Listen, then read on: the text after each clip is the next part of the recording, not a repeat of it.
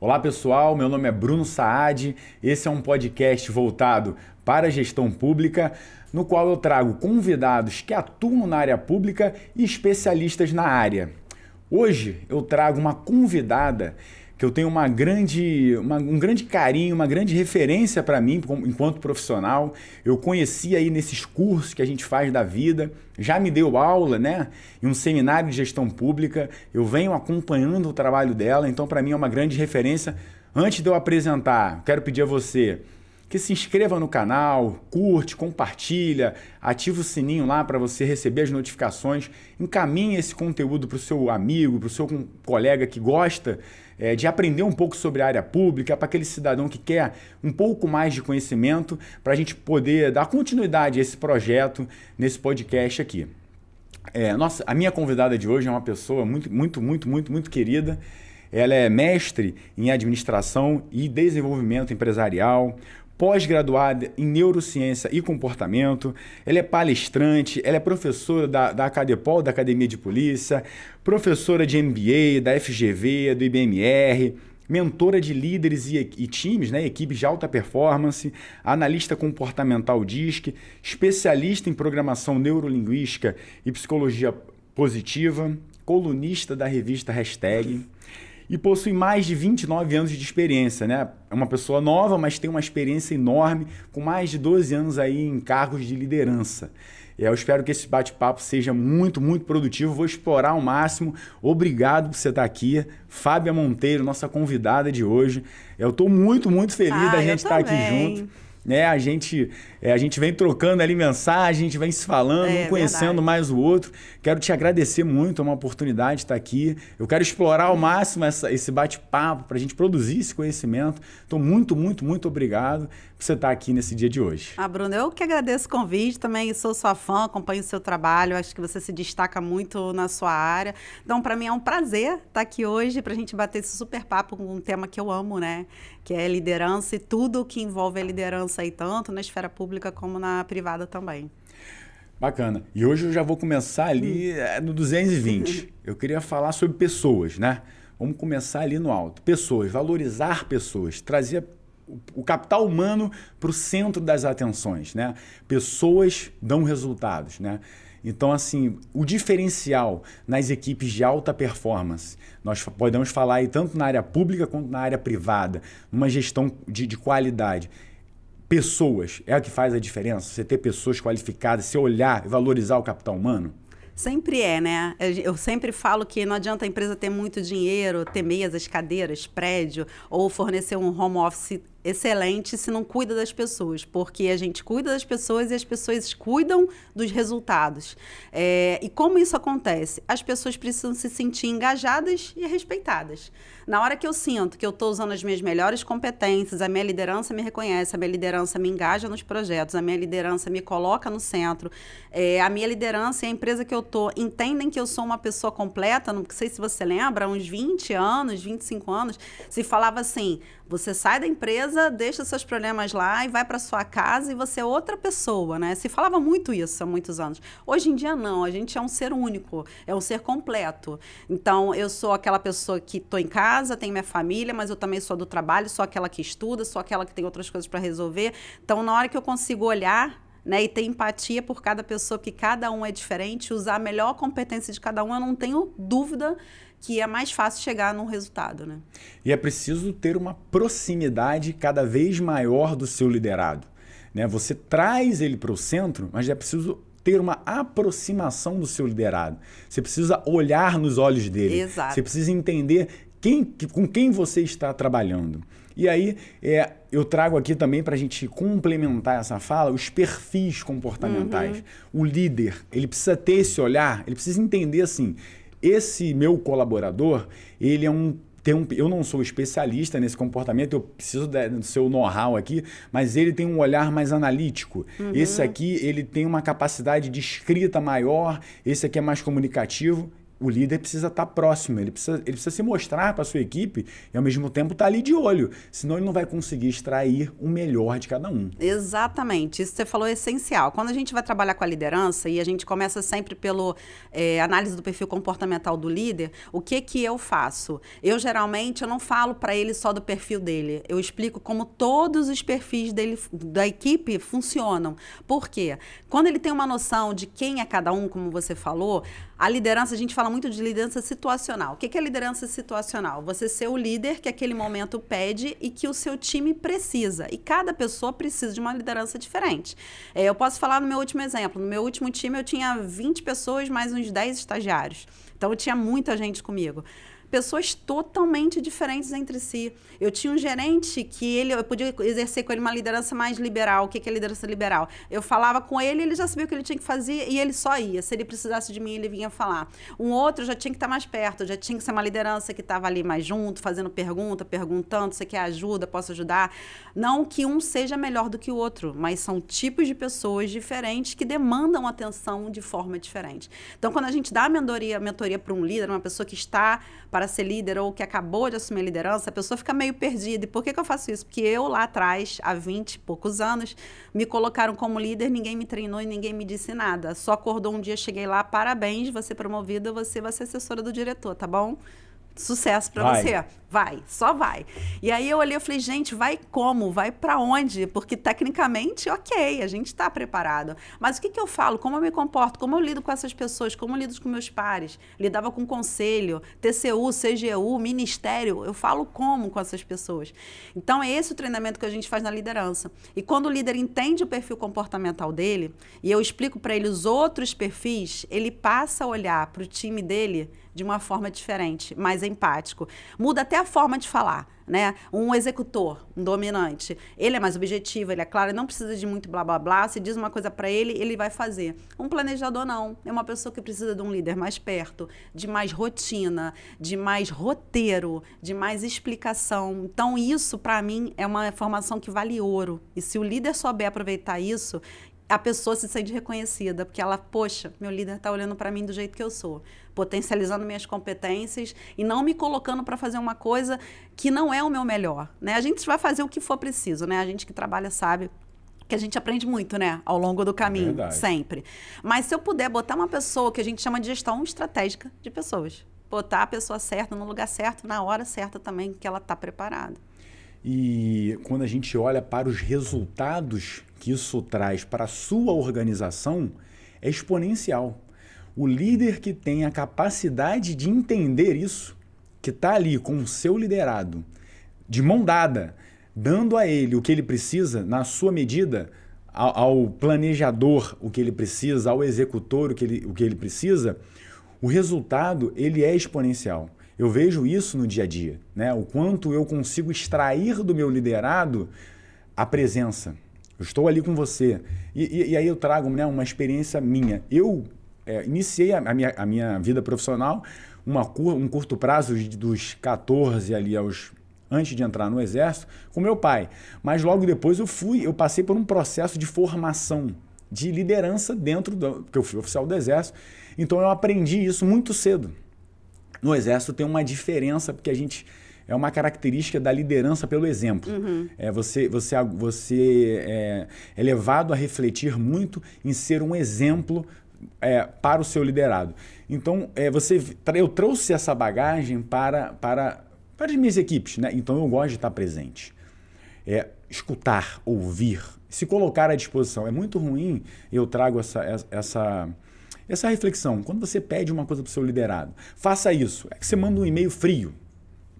Faça isso. E você não se coloca à disposição. Você não está potencializando, você não está extraindo o que ele tem de melhor. Então, esse olhar, não só do perfil comportamental, mas se apresentar, eu acho que é exponencial para o resultado da organização. Isso vem demonstrando o quanto potencializa o resultado no dia a dia dos seus colaboradores. E eu trago agora uma reflexão, né? O que você acha na sua expertise? Trazer essa análise do perfil comportamental previamente à contratação, é um ponto positivo, é um ponto que poderia ser explorado mais? Hoje as áreas de recrutamento e seleção, eu não vou dizer todos, né? Mas posso dizer mais de 95% delas usam análise comportamental em uma fase do processo seletivo, tá? Por quê? Porque já se entendeu que para determinadas funções, determinados cargos, e só falando aqui, eu gosto sempre de falar, análise comportamental, seja o DISC ou qualquer outro assessment que a gente vai usar, ele não coloca em você um rótulo. Você é isso para sempre, morrer assim. Ele traz, o DISC não é personalidade, ele fala de comportamento, então ele traz uma foto daquele comportamento na hora que você preenche o teste, e isso pode ser alterado pela fase que você está vivendo, onde você está trabalhando, a função que você ocupa, isso pode ser alterado. Pode dizer que é um retrato. É um retrato, né? Um rótulo que você cola na cabeça e nunca mais tira. Toda a parte de autoconhecimento, eu trato muito assim, não é rótulo. É quem você é, mas você pode gerenciar e fazer os ajustes que você quiser e aprender e mudar o que você achar necessário. E na hora que você traz isso para um perfil de contratação, se eu tenho uma vaga para uma área, vou dar um exemplo, que precisa de um trabalho detalhado, conferência de planilhas, muitos números, coisas que precisam de foco, você trazer um executor, um dominante, não é o melhor perfil. Porque não é um perfil que tem uma tendência de ser focado no detalhe, é um perfil que olha o estratégico, é um perfil que tem uma avaliação de cenário excelente. Quem que você vai trazer?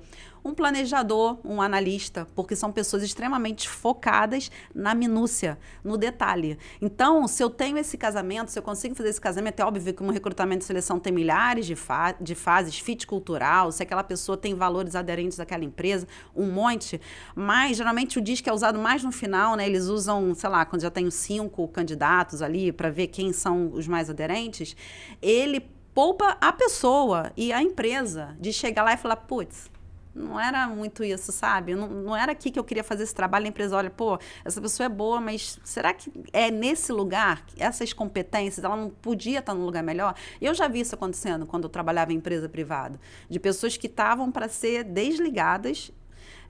E aí alguém, né, um líder com uma luz, com uma visão diferenciada, falou, não, deixa eu testar essa pessoa na minha área, porque eu já conheço ela há tanto tempo, a pessoa foi transferida de área, virou a melhor avaliada durante o resto do tempo que ela ficou lá. Então, o líder precisa, como você falou, estar muito presente e olhar no dia a dia. São as pequenas coisas, até a forma como você fala com uma pessoa é diferente da forma que você fala com a outra. Uma precisa de muita presença, a outra só precisa de uma orientação e saber que você está ali. Uma precisa conversar, a outra precisa mostrar. Uma precisa de elogio, a outra não precisa que você fale nada. Então, isso a gente só consegue estando junto, tendo esse olhar aberto, né? Escuta ativa. É importante que a gente, como líder, entenda que a gente não sabe tudo. Eu falo que a gente não é super-herói. A gente tem que ter a humildade de saber que a gente também aprende. Aprendo muito com os meus times, sempre aprendi. É isso. E isso faz de você, a pessoa te olhar, nossa, é um exemplo. É liderar pelo exemplo mesmo. É fazer o que fala. Não é falar uma coisa e fazer outra diferente, né? É isso. E dentro dessas habilidades que a gente vai aprendendo e vai desenvolvendo para o líder, quais você destaca assim, que sejam realmente cruciais? Você falou uma aí que é da escutativa. Eu sou fã da escutativa. Uhum. Eu sou a pessoa que mais escuta a minha equipe. E a minha sala é sempre de porta aberta. Eu contratei uma pessoa um tempo atrás, falei, essa sala está aberta, a hora que você quiser falar, você vem aqui e fala comigo. Pode falar qualquer coisa. Você não está se sentindo bem, você está magoado, está chateado, ou você quer falar um assunto interessante, aí você tem aqui o meu ouvido para falar. Ela, não, legal, pô, obrigado. Então, assim, essa escutativa já é uma habilidade. Mas o que a gente pode trazer mais aí para quem está ouvindo a gente que busca aí um cargo de liderança? Então, eu costumo brincar que eu, Fábia, né, opinião minha, considero a inteligência emocional a mãe de todas as competências. Fundamental. Mãe, porque na hora que o bicho está pegando, você está ali naquela pressão. Se você não tem inteligência emocional, nenhuma outra competência aparece. Então, como é que a gente trabalha inteligência emocional num geral e para o líder mais ainda? Porque ele tem pessoas com ele, né? Ele tem que tomar decisões e por mais que a gente ouça a equipe, chega uma hora que a liderança é solitária, porque você precisa decidir. E nem sempre você decide o que todo mundo acha que era melhor você decidir. Mas quando a sua equipe entende, confia em você e sabe que você tomou a melhor decisão naquele momento, a equipe vai estar junto contigo. Então, como é que você trabalha inteligência emocional? São 4 pilares. Primeiro, autoconsciência. Autoconsciência é você falar, o que eu estou sentindo agora? Porque isso pode parecer brincadeira, Bruno, mas tem muito adulto que não sabe o que sente.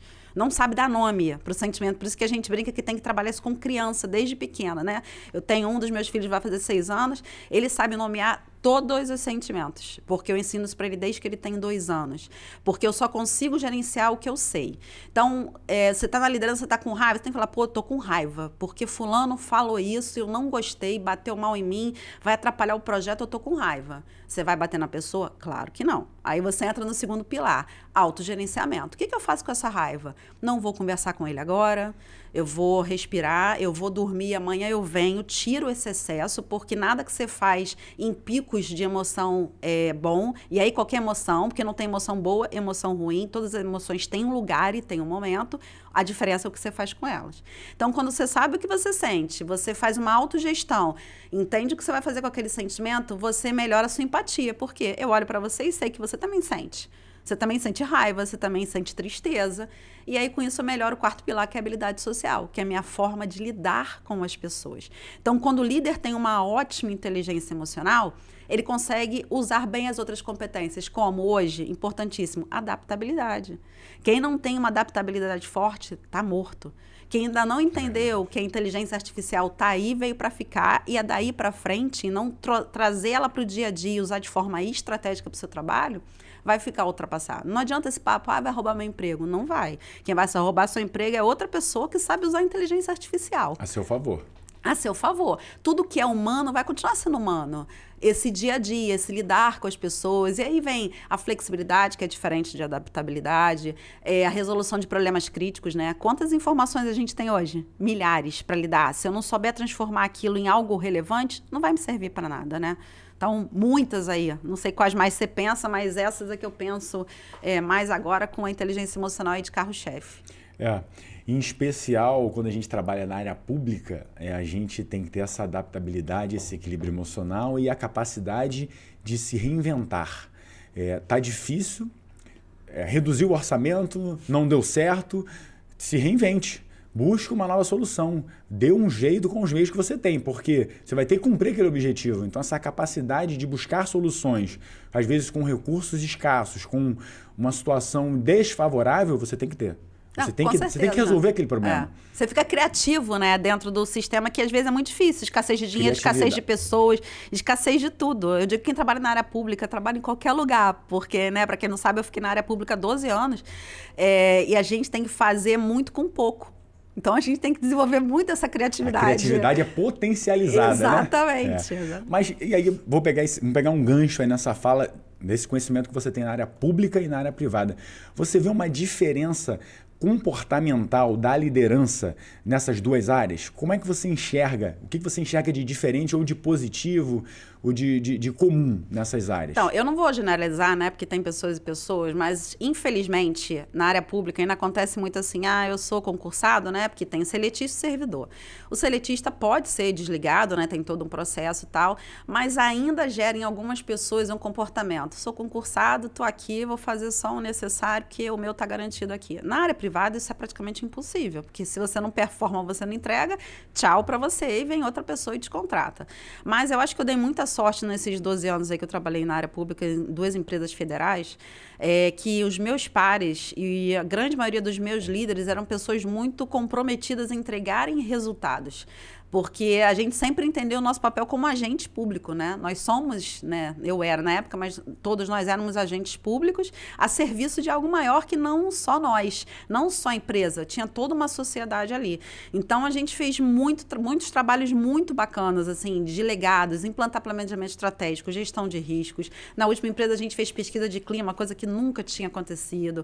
Reestruturamos processos. Então, para levar as empresas para um outro patamar, para deixar um legado para o país mesmo, né?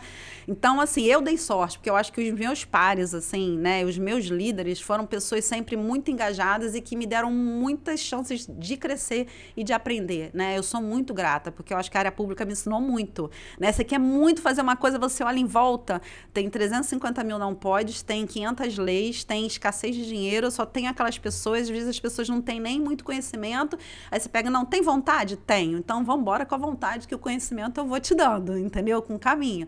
Então, acho que na área pública muito é isso, é vontade de fazer dentro que se tem. E eu tenho certeza que nem todo mundo tem perfil para estar na área pública, porque nem muita gente não aguenta essa pancada que é dentro da área pública, porque é pancada, né? Você querer muito entregar e a gente que tem um perfil diferenciado de entrega, dói na gente quando a gente não consegue entregar o melhor, né? A gente olha, pô, podia estar melhor, podia estar deixando melhor, mas dentro da situação que eu tenho, no momento, é o que dá para ser feito e vamos buscar melhorar. Então, é assim, dessa forma que eu vejo, entendeu? É como diz o Cortella muito bem, né? Fazer o nosso melhor nas condições que a gente tem, enquanto não tem condições melhores de fazer melhor ainda. Essa frase dele é excelente. Essa é uma frase excelente, é uma frase que eu busco sempre repetir para minha equipe. O desafio é esse. Se fosse fácil, provavelmente outras pessoas estariam aqui. Não seriam vocês tão capacitados, estariam aqui. Seriam outras pessoas. Então, o desafio é esse. E precisa ter muita força de vontade. Precisa. Porque são, muitas vezes, trocentos nãos para um sim. E aí você toma um não, aí você vai, avança um pouquinho. Beleza, conseguimos avançar. E às vezes são áreas complexas que realmente o time do amadurecimento, né? E a gente fala muito de amadurecimento, não só de processo, mas amadurecimento organizacional. Sim, Você às vezes tem uma ideia maravilhosa, mas a sua organização não está pronta. Exato. Para desenvolver aquele processo, para desenvolver aquela política pública. E você tem que ter a raça, a vontade de falar assim, amanhã eu vou voltar e eu vou convencer. Aí no dia seguinte você não consegue. É verdade. Aí você fala assim, pô, não consegui. Não, mas amanhã eu vou de novo. Aí você fala assim, pô, mas veja aqui, olha só. Pô, isso aqui é importante, a gente vai deixar esse legado, vai melhorar. Não consegue. Aí você volta na outra semana. Aí você chama mais alguém para ter mais um argumento de autoridade naquele assunto. E aí você vai avançando. Eu vou te dar um exemplo muito bom que tem a ver com o que você falou, só para não perder a deixa do exemplo. Em 2012, quando mudou o meu diretor, ele falou assim, a gente vai implantar planejamento estratégico. A lei das estatais só chegou em 2016, então nem se pensava nisso. E aí eu falei, pô, mas tá bom, eu conheço planejamento estratégico, mas, pô, eu nunca implementei um planejamento estratégico zero. Não, você vai fazer, eu tenho certeza que você vai fazer. E aí, né, fui fazer curso, fui aprender e tal, trouxemos umas consultoras da FGV para nos ajudarem na época, e aí começamos a fazer. Cara, primeiros 6 meses, 1 ano, as pessoas vinham na minha mesa, olha só, você acredita em Papai Noel, Coelhinho da Páscoa? Essa palhaçada de planejamento estratégico, nunca precisou disso, mas agora que vai precisar. E aí foram, acho que, sei lá, uns 2 anos. Quando deu 2 anos que as pessoas já estavam conversando de planejamento estratégico no corredor, eu já consegui fazer um evento fora, levei 60 pessoas para fazer reunião de planejamento estratégico 2 vezes no ano. Aquilo ali para mim foi um marco, nunca tinha acontecido, sabe? E a diretoria comprou a ideia que isso é outra coisa, tem que vir da alta direção, porque se a alta direção não comprar, você não faz absolutamente nada. E a alta direção estava totalmente imbuída do espírito. E aí depois foi a mesma coisa com a gestão de risco, que foi o meu time que implantou também. E aí quando eu fui embora, sei lá, eu fiquei 10 anos nessa empresa, quando eu fui embora, as pessoas que falaram para mim que eu acreditava em Coelhinho da Páscoa vieram na minha mesa agradecer por eu nunca ter desistido. E emocionadas por todo o trabalho que tinha sido feito. Então, eu acho que é muito isso. Isso que você falou, é antifragilidade, é mais que resiliência. Porque a resiliência, você passa por aquilo e volta igual que era antes. Não, é antifragilidade. Você volta diferente, muito mais forte do que você estava antes. É isso. E tem que ter essa gana, tem que ter essa vontade. Você fala das coisas que a gente quer implementar, né? O planejamento estratégico é tão...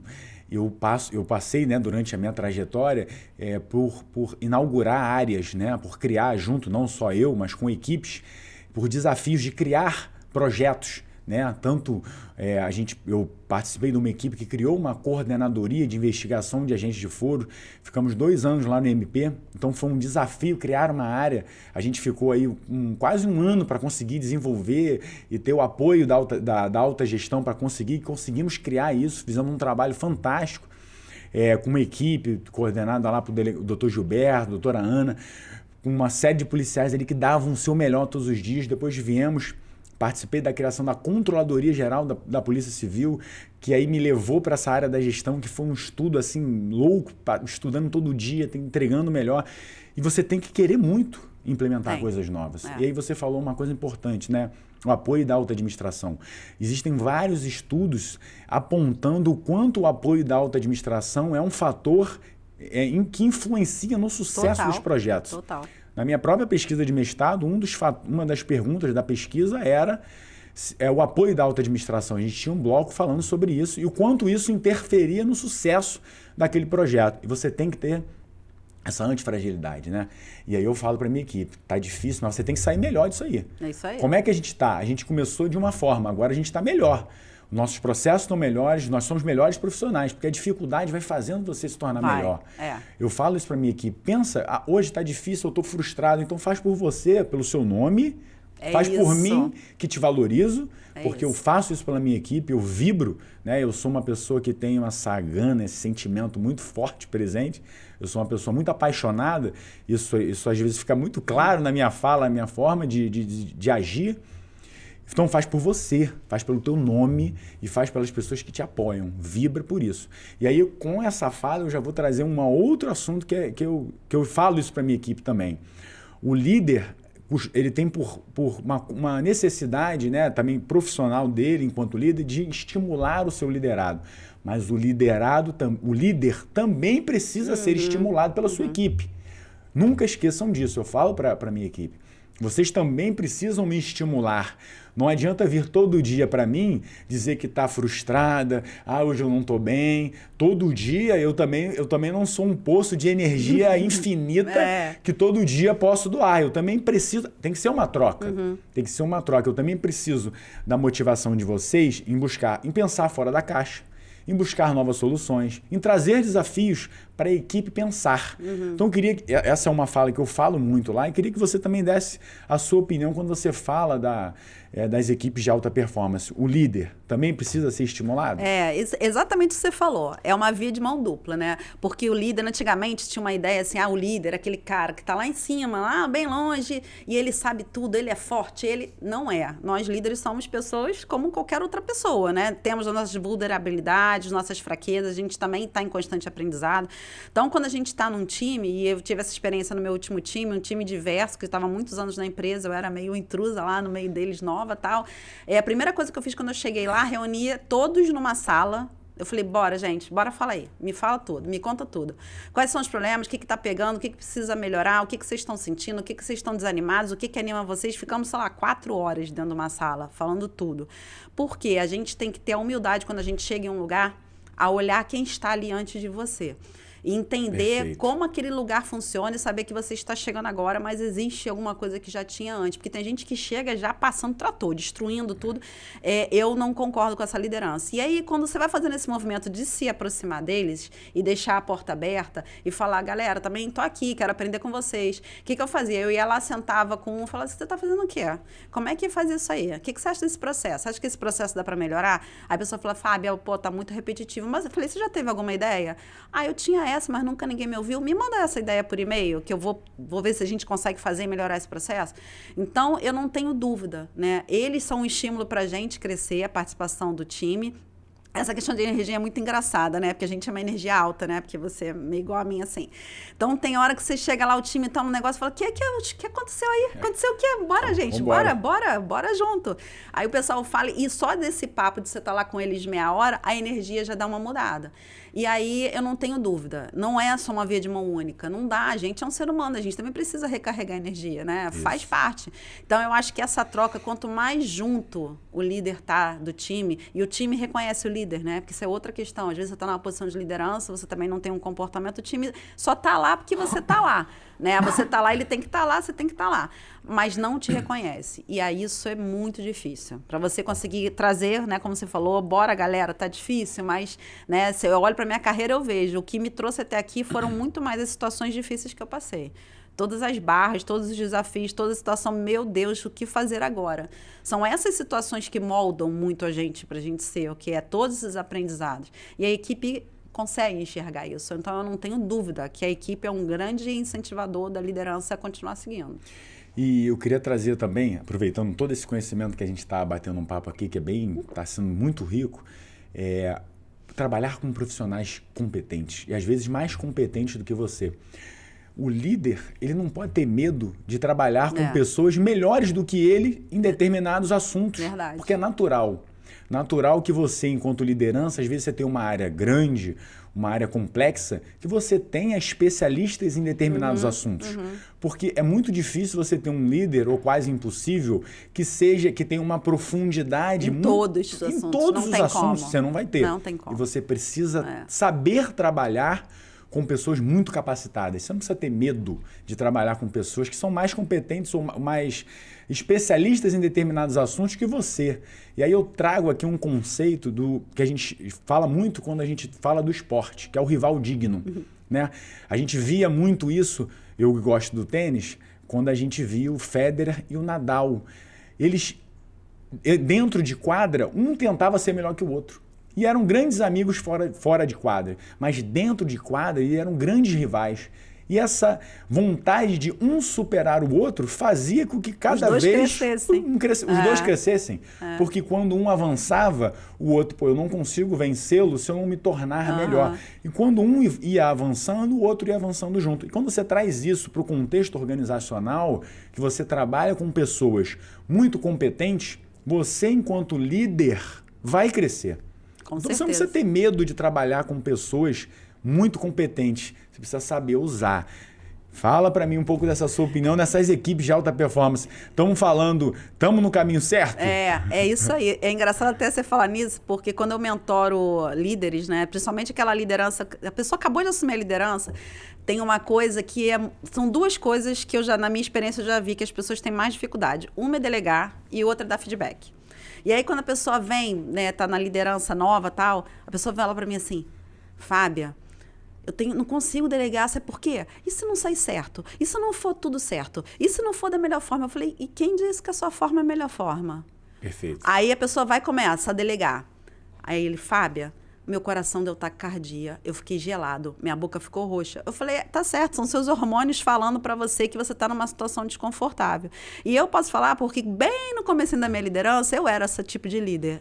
Como eu estava muito recente, promovida, assessora de um diretor, falei, assessora do diretor, melhor eu tinha uma pessoa só comigo na época. Eu falei, melhor eu fazer tudo, porque para eu garantir que vai dar certo. Aquilo me sobrecarregava de uma tal forma que eu não podia tirar férias. Eu tirava férias, o diretor me ligava 50 vezes por dia.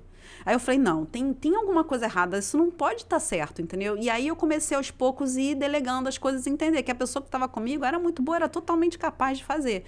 E aí isso foi um processo, né? E aí quando eu cheguei no meu último time, os meus gerentes eram milhares de vezes melhores do que eu, tecnicamente. E eu entendi, eu falei, cara, eu não tenho que me meter aqui na área técnica, eu vou ajudar a melhorar o que eu tenho que melhorar. Parte estratégica, processo, rever processo, o que eu posso fazer para melhorar o trabalho do time, que projetos precisam ser tirados da gaveta e ser implantados.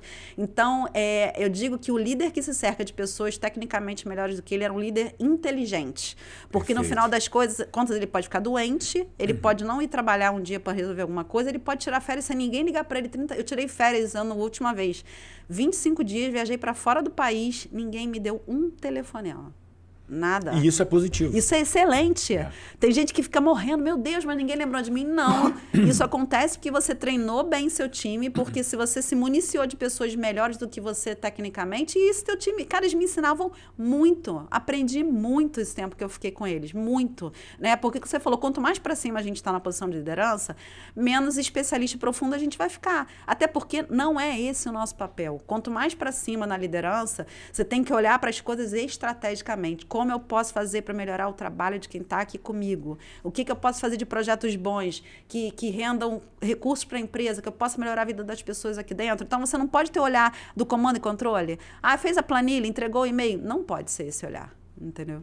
É o que a gente fala, né, do ponto de observação. Muito líder, ele não entendeu o que é o conceito do ponto de observação. Quanto mais alto você vai subindo, menos você enxerga o chão, ou menos você tem que se preocupar com o que está embaixo. Você tem que olhar estrategicamente para você poder guiar a sua equipe, a sua organização no que é estratégico. Quanto mais... Se você descer do seu olhar, é como se fosse um navio. Você está ali guiando um navio, olhando, você desce lá para colocar lenha na caldeira, para cuidar de uma... Você vai perder o rumo, a sua organização vai perder o rumo. Exato. E você tem uma série de pessoas abaixo, né, dentro de uma estrutura, cuidando disso, que vai sofrer uma interferência no trabalho que não é necessária e que vai acabar atrapalhando. E você não vai olhar o que é estratégico. É verdade. Eu falo isso constantemente para as minhas equipes, né? Lembrem sempre, até porque eu trago muito, quando eu vou falar, né, com as minhas equipes, o conhecimento. Acho que a gente acaba produzindo o conhecimento com eles, trazendo conceitos. Total. Olha, isso aqui é um ponto importante, ponto de observação, até na hora de formar novos líderes, né? Eu acho que eu tenho, enquanto líder, um papel importante de formar novos líderes. Com certeza. Dentro da minha estrutura, por exemplo, eu tenho 4 áreas que eu tenho lideranças, que gerenciam áreas, micro-áreas, né? Vamos dizer assim. Então, eu tenho lideranças. Então, a gente sempre traz esse conceito, debate. Então, olhem, entendam qual é o seu papel dentro desse ponto de observação que eu aprendi numa reunião com o saudoso Bruno Schettini, que hoje está na Secretaria de Planejamento aqui do Estado, no mestrado, que é também policial botafoguense, que é um cara super capaz, e ele falou, é o ponto de observação, você está enxergando, mas quem está ali tem uma outra visão. Então, eu trago isso para a minha equipe, eu trago esse conceito para que as pessoas também entendam e possam lá na frente se desenvolver e aguçar esse sentimento de liderança, desenvolvendo proatividade. E quem sabe, numa oportunidade, ocupem uma função de liderança, que o profissional tem que buscar isso, né? Esse caminho. E aí eu queria também agora caminhar por um outro assunto que eu também sei que você já atuou, que é a área do RH, que é um coração importante ali da organização. Eu tenho uma fala sua que eu nunca esqueço, que o RH antigamente não participava nem das reuniões estratégicas das organizações e hoje isso mudou. Né? O RH passou a participar das reuniões estratégicas, a participar do processo decisório ali, ser ouvido. Quão importante é o RH hoje para as organizações, para os órgãos, seja na área pública ou na área privada? Eu queria que você trouxesse isso e mandar um beijo lá para a Sani, que é a nossa RH, que ontem mesmo ela marcou posição, o RH precisa ser informado, precisa participar, porque precisa mesmo. Precisa né? mesmo. É muito bom você tocar nesse ponto, né? Que eu, como pessoa de pessoas há muitos anos, e até quando eu estava na área privada, o RH era visto o quê? Um centro de custos pura e simplesmente. É o lugar que paga a folha, é o lugar que contrata, é o lugar que demite, é o lugar que dá vale transporte. Cara, eu sempre tive essa visão de que se o RH não tiver sentado à mesa estratégica, gente, vocês vão fazer o quê? Vocês vão tomar as decisões de projeto, mas projeto tem quem? Gente. E aí, decisão de contratação tem quem? Gente. O RH tem que estar à mesa, ele tem que ser estratégico, ele tem que ser, inclusive, uma das cadeiras mais importantes das reuniões. E eu, quando fiz o planejamento estratégico, né, nessa empresa que eu trabalhei, a gente trouxe mais gente do RH, trouxe gente de todas as áreas, mas eu procurei trazer mais pessoas do RH, porque no final das contas, tudo desembocava em alguma coisa na área de pessoas. Então, no final das contas, tudo isso ia bater nela. E agora, essa minha última experiência como superintendente de RH foi impactante, né?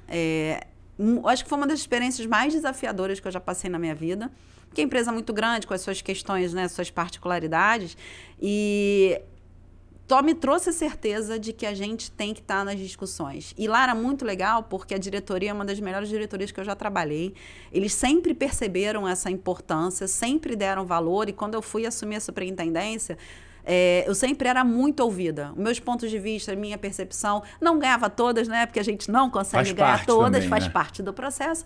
Mas eu estava lá. E o que eu tenho observado, eu vou a muitos congressos da área, muito. É uma coisa que eu faço. Isso eu vejo, acompanho a sua sede pelo conhecimento, que é apaixonada. O que eu sempre falo, né? Sempre em busca do conhecimento. O que eu falo para os meus mentorados é o seguinte: você não pode deixar a empresa cuidar da sua empregabilidade. Você tem que ser o dono da sua empregabilidade. Se a sua empresa pagar curso para você, ótimo, mas não espere só isso. Seja aquela Perfeito. pessoa que cuida de você, porque o seu conhecimento é seu, ninguém vai tirar, né? Então, eu, de 2014 para cá, tomei essa decisão na minha vida. Se você olhar minha perspectiva de 2014 para cá, eu investi uma pequena fortuna em mim, em treinamento e congressos. Isso é verdade. Porque é importante você estar onde as coisas acontecem. Então, eu falo muito para meus mentorados. Você não pode ir a muitos congressos? Não tem problema. Você vai olhar na minha área, o que é o principal? Qual é o congresso que eu não posso perder uma vez por ano? Ah, é o congresso X? Quanto custa X? Se programe um ano antes. Guarde todo mês um X. Por quê? Isso é investimento em você. E o que eu tenho visto em todos os congressos que eu tenho de RH? O RH totalmente falado como estratégico. Em todas as empresas que você possa pensar. Todos os setores. As empresas enxergaram uma coisa que, para mim, já era clara, e o RH tem ocupado discussão à mesa. O RH agora está no conselho. O RH está presente nas decisões, principalmente quando a gente fala de saúde emocional, saúde mental, que é um tema que vem sendo, graças a Deus, ampliado, e depois da pandemia eu acho que repercutiu isso demais. Empresas criando diretorias de felicidade, diretorias de saúde emocional e mental, porque já entenderam que isso estava dentro do RH, é importante, mas que precisa pegar uma parte e dedicar, porque isso também é estratégico. Eu cuidar das minhas pessoas. A pessoa não é só aquela máquina que vai trabalhar ali, não. É uma pessoa. Né? Até a gente brinca, recursos humanos não é recurso, né? A gente fala gestão de gente, gestão de pessoas, porque a gente é um ser completo. Então, se minha mente não está bem, como você quer que eu engaje lá e entregue para você um trabalho super importante? Se eu estou com problema na minha casa, a minha cabeça vai estar lá. Se meu filho está doente, não dá para eu estar 100% aqui. Então, na hora que o RH, ele amplia a visão dele também, o foco, entende que as suas pessoas são estratégicas e reforça, como você falou lá onde você trabalha, essa posição na alta administração, e a alta administração entende, não, vamos embora, vamos apoiar, né? Eu consegui fazer RH itinerante, que nunca tinha tido, a gente juntou várias áreas importantes, ouvidoria, ética, RH, para a gente, em todas as áreas, conversar com as pessoas que ficavam mais distantes, e a pessoa fica muito feliz, né? Quando eu trabalhei na Vale também, a gente fazia isso, RH itinerante, a gente ia fazer palestra às 6 horas da manhã, porque era turno, né? Nas usinas, então, o cara do turno, ele se sentia tão feliz quando vinha alguém do Rio de Janeiro, que eles achavam que o Rio de Janeiro era tão longe, sabe? E a gente estava lá para ouvir, anotar as dúvidas, esclarecer dúvidas pequenas, sabe? De aproximação. Então, é uma realidade que eu vejo que está mudando. Eu estou muito feliz, até falei disso essa semana, com uma pessoa, a felicidade que eu sinto toda vez que eu vejo o RH ocupando o lugar que ele merece, que é a mesa das decisões estratégicas mesmo. Pô, que legal. É isso, eu acho que é o amadurecimento também, as coisas vão acontecendo, as organizações vão entendendo. Hoje a gente discute muito, né, a questão da governança humanizada, você olhar para a pessoa. Quem dá resultado são as pessoas. E com a pandemia a gente refletiu muito sobre essa questão do adoecimento, né, do burnout. As pessoas ficaram doentes, as pessoas ficaram realmente... E a gente começou a olhar para o indivíduo, né, a atenção ao indivíduo, trazer ele, às vezes oferecer um serviço de saúde, um serviço de psicólogo, de acompanhamento. Na secretaria onde eu trabalhava, na polícia, a gente fez um mapeamento das pessoas que saíam com licença médica. Aí entendemos lá, mapeamos, fizemos uma pesquisa para entender qual era o principal diagnóstico, por que as pessoas saíam de licença médica, mapeamos tudo isso e aí identificamos lá as principais doenças e identificamos a necessidade de criar um serviço de atenção àquela pessoa que estava tirando licença médica por alguma questão de saúde. Por quê? Você dá um atendimento, ele se sente acolhido.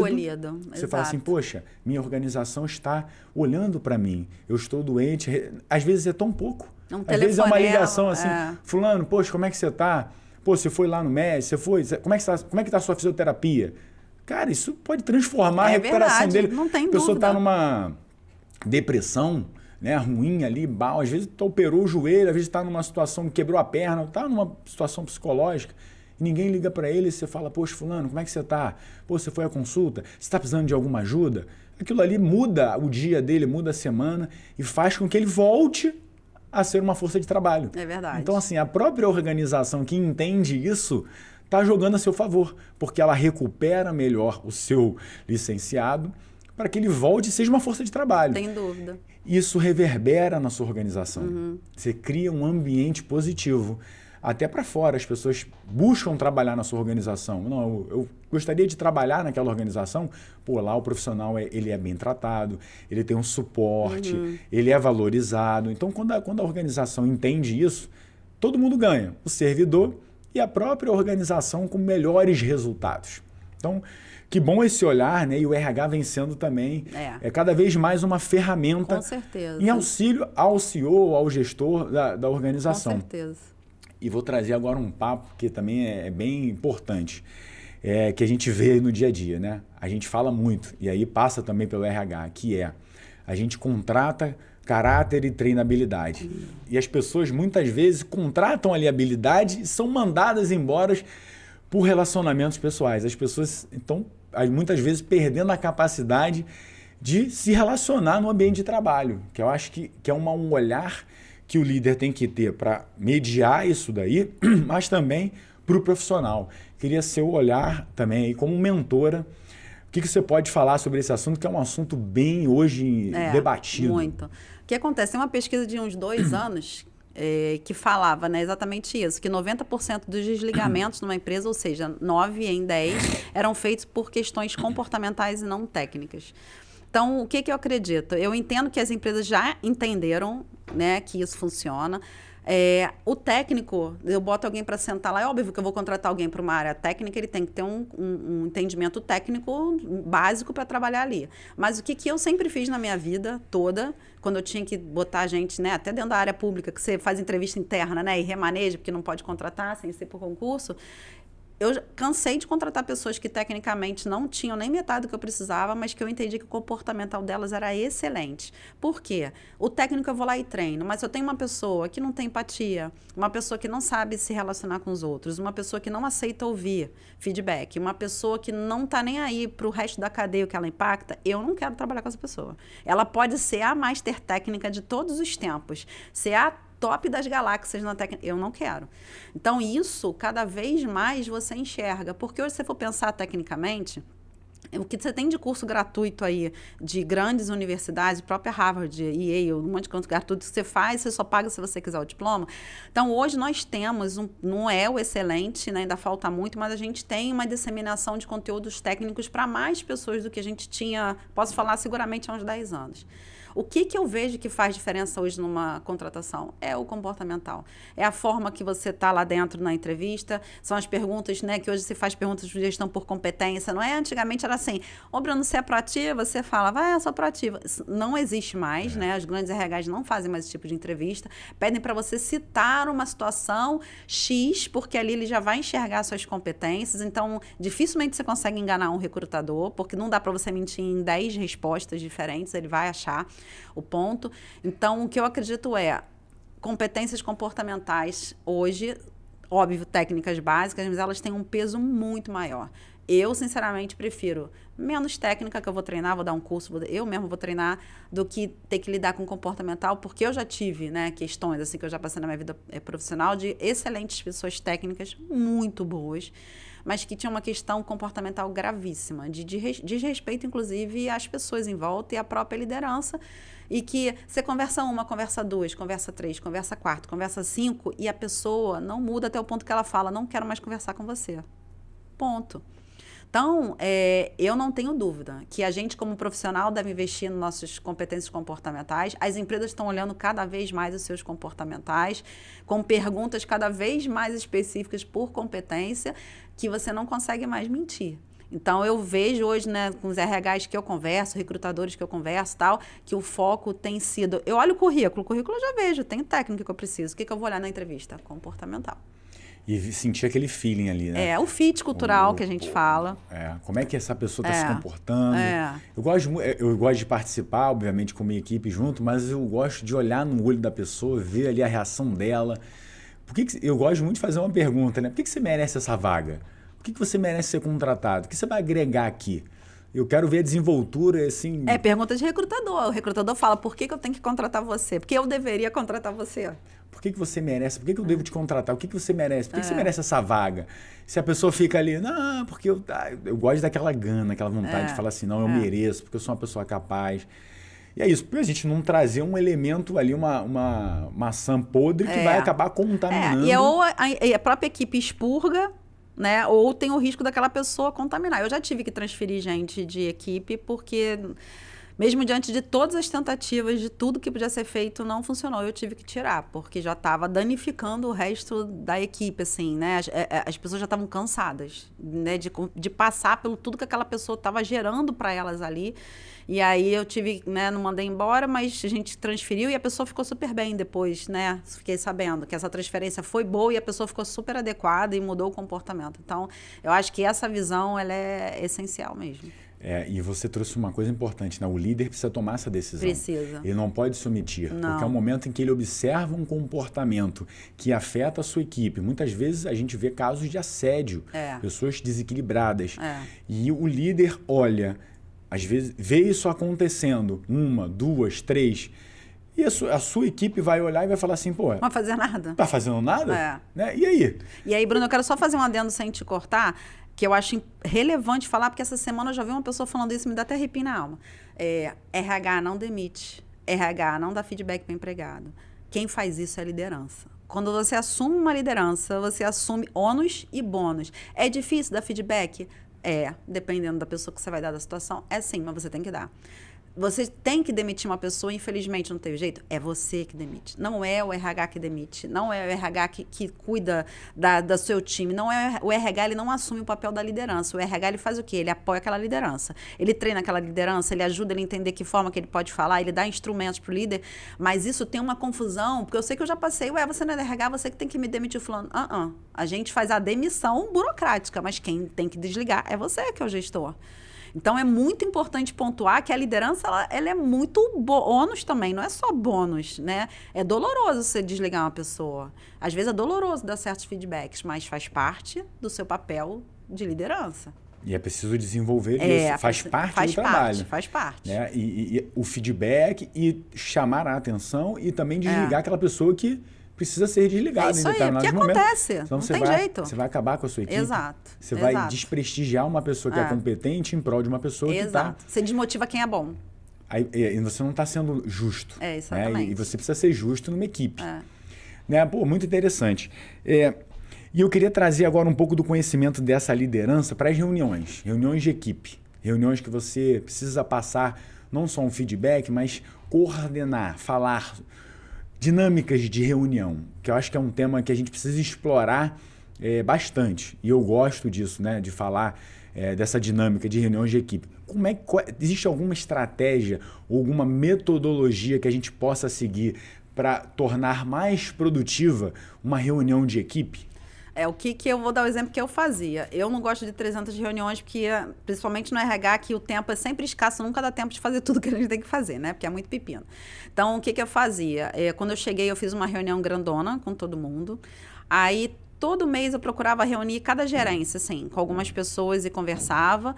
E se eu sentia que individualmente tinha alguma questão que eu precisava me aprofundar, eu chamava individual. E sempre falava para eles, olha, se vocês acharem que tem necessidade de a gente falar sobre alguma questão que a gente não está aqui no dia a dia, nós nos reuníamos e tal, aí eles falavam assim, Fábio, vamos marcar uma reuniãozinha da superintendência, da supervisão tal? Eu falei, vamos. Aí eles mesmos me pediam, a gente levava os assuntos. Mas o que eu sempre trago? Pauta e objetividade. Quando começa devagar, eu falei, gente, vamos voltar aqui pro tema, porque eu sei que tá todo mundo enrolado. Porque se a gente deixar, tudo vira reunião. Então, você tem que pensar assim, isso é para uma reunião ou eu resolvo por e-mail? Isso. Ou eu resolvo pelo telefone? Se der para resolver por e-mail, gente, não marca a reunião. Às vezes é só sair da sua mesa e fulano, vamos acertar dessa forma, acabou, não precisa de uma reunião. Uma reunião assim, você vai fazer um projeto grande, uma coisa nova, ou você chega num lugar como eu cheguei, eu reuni lá os 25 que eu tinha, porque era importante, eu estava nova, eu queria ver todo mundo, eu queria conhecer as pessoas, né? Porque eu entrei primeiro em outro cargo numa empresa no meio da pandemia, então quando eu, mais ou menos, sei lá, 1 ano depois é que eu fui presencialmente. Então, eu não conhecia as pessoas. Mais no dia a dia, quanto mais você puder, e aí com aquele foco que eu falei, né? Tem pessoas, eu tinha um assistente que era analista do DISC, e eu sou executora, perfis totalmente contrários. Eu sou objetiva, ele precisava de mim mais perto e mais detalhadamente. Então, você precisa entender essa questão. Fábio, eu preciso ir hoje falar com você. Tá bom, pode vir. Ele vinha. Os outros não, se viravam mais. Então, eu acho que a gente, como líder, tem que ter essa percepção. Precisa dessa reunião mesmo, de verdade? Eu não posso resolver ali, falando, em pé na sala, até com eles. E às vezes eu falava assim, gente, olha aqui, todo mundo. Aí a gente falava alguma coisa, eu em pé nem sentava. Então, eu acho que é muito do feeling da liderança, sabe? O que é necessário naquele momento, para não desperdiçar o tempo das pessoas também, porque a gente sabe que tá todo mundo trabalhando pra caramba, né? O tempo é igual para todo mundo, a gente tem que ter um equilíbrio de tempo, né? De trabalho, de casa, de saúde, de cuidar. Então, eu sempre fui muito assim pelo olhar do que era necessário, né? E das pessoas também, quando elas me pediam, vamos reunir para falar disso? Vamos. Então, se a pessoa está pedindo, a necessidade existe. Então, eu sempre trabalhei muito desse jeito, assim. É uma reflexão que a gente precisa ter enquanto líder para não atrapalhar a dinâmica ali. Exato. Porque às vezes você tem processos ordinários com entregas vultosas ali, muita coisa. Você começa a marcar reunião. Você atrapalha eles. E aí alguém precisa coordenar isso aí, gerenciar isso. E o líder precisa se mostrar. Não, calma aí, isso aqui não é preciso, vamos coordenar desta forma. E a gente fala muito de metodologias ágeis, eu trago aqui, na memória, um exemplo. No Exército, a gente fazia muito isso. E aí você falou de em pé. Todo dia, antes de começar o expediente, eram reuniões rápidas ali de 5 minutos. Ordem do dia, né? Os comandantes de pelotão apresentavam os pelotões lá, o capitão. Aí todo mundo ia para frente. O que a gente tem hoje? A gente tem isso, fulano, isso. Mas era assim, 5 minutos, 6 minutos. Era muito rápido, cada um tinha 20 segundos, 30 para falar. Acabou ali, execução. E todo mundo, não era aquela coisa, às vezes eu vejo, eu paro, tem reunião que eu fico, meu Deus. O que eu tô fazendo aqui? Tem tanta coisa para fazer, aí a pessoa fica aí, às vezes a pessoa vai... Prolixa, parece que é o momento dela ali de... Catarse. Vai. Então, assim, dinamismo e objetividade. Tocar, e objetividade. Exatamente. E vai afetar a performance. Com certeza, não tem dúvida. É isso, olha, eu estou muito feliz do nosso bate-papo, pena que a gente está ali no tempo, né, estourando o nosso tempo. Eu estou muito feliz. Também. Eu acho que a gente trouxe aqui muito conhecimento, foi muito rico o nosso bate-papo. Para mim é uma grande satisfação, eu já te falei. Eu acompanho o seu trabalho, eu vejo a sua gana, a sua vontade. Eu me reconheço muito também em você, porque eu sou um cara também determinado, né? É muito ruim a gente falar da gente, mas eu busco muito isso, essa força. E a gente fortalece a nossa força quando a gente pega e encontra pessoas com essa força também, porque a gente vê, não estou sozinho. Então, obrigado por você estar aqui, obrigado por compartilhar todo esse conhecimento. E abro para você falar um pouco daí da sua palavra final para a gente encerrar nosso podcast. E gratidão. Bruno, eu que agradeço. Convite incrível também, sou admiradora sua. Isso que você falou é uma coisa muito relevante, eu digo isso para os meus alunos, para os meus mentorados. Cuidado na mesa que você senta. Eu tenho muita gana por conhecimento, eu busco estar sentada numa mesa que eu sou sempre a menos inteligente daquela mesa, porque aí eu me forço a aprender o que aquelas pessoas estão falando, porque eu falo, isso eu não sei, eu quero aprender para falar isso na próxima vez. E é assim que a gente cresce, é assim que a gente se desenvolve, e é isso que eu acredito, né? O que você faz aqui nesse podcast com o seu trabalho é usar o conhecimento num círculo virtuoso, porque o conhecimento parado, ele não serve de ninguém para nada. É um pombo sem asa. É um pombo sem asa, não vai para lugar nenhum. Então, quanto mais eu dou aquele meu conhecimento para alguém, aquela pessoa dá para outra, que dá para outra, e eu vou me alimentando aqui. Então, é muito bom estar com você aqui, é muito bom acompanhar o seu trabalho, eu busco me cercar de pessoas que, assim, né, como eu me vejo também em você, que acreditam nas coisas, que acham conhecimento importante, é relevante aprender, ensinar, e estar junto, e ser exemplo, e tamo junto aí, conte comigo. Obrigada mesmo. Obrigado, e que a gente possa ter novas oportunidades, a gente trazer novos assuntos aqui. Com certeza. Muito obrigado a todos, espero que vocês tenham gostado. Continuem aí, sigam, compartilhem, se inscrevam no canal para que a gente possa dar continuidade ao nosso trabalho. Vamos juntos, firmes e sempre em frente.